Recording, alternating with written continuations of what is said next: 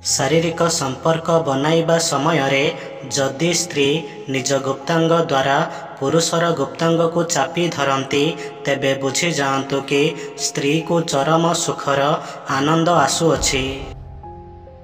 शारीरिक संपर्क बनाइबा समय रे स्त्री निजर नियंत्रण सेतेबेले हरेई देइथाए जेतेबेले पुरुष तांको दुई स्तन को दबाई थाए।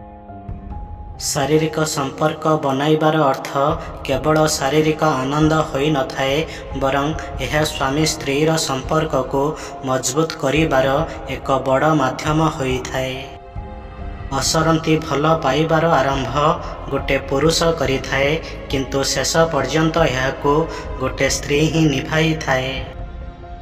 जीवन रे जेउ मनीषर हृदय जेतिकी भल होई थाए तेबे सही मनीषर भाग्य सेतिकी ही खराब होई थाए।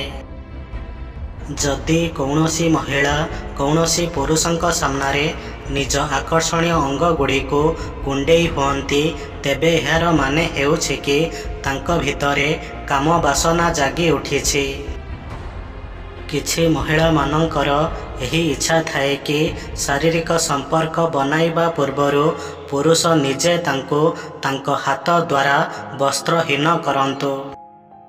महिलांको नाभीर आकार अलगा अलगा होइथिबा कारण पाई यह पुरुषंको आकर्षित करिबार मुख्य भूमिका निभाई थाए।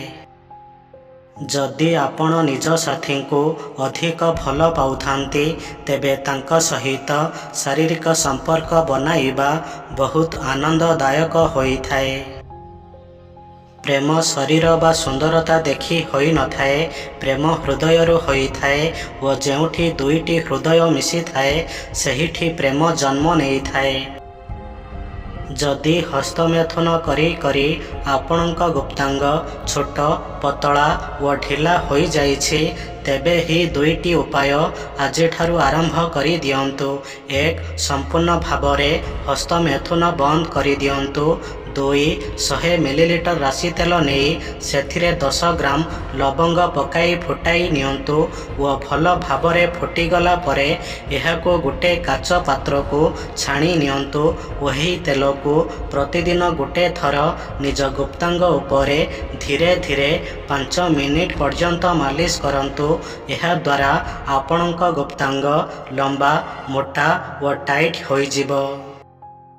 जेउ महिलांक भितरे करिबार काम वासना सबुठारु अधिक थाए तेबे सही महिला सेतिके बुद्धिमान व रचनात्मक होई थाए। जेउ महिलार पर पुरुष सहित शारीरिक संपर्क बनाइबार अभ्यास होई जाई थाए तेबे तांकु एथिरु अटकाई रखि पारिबा असंभव होई थाए।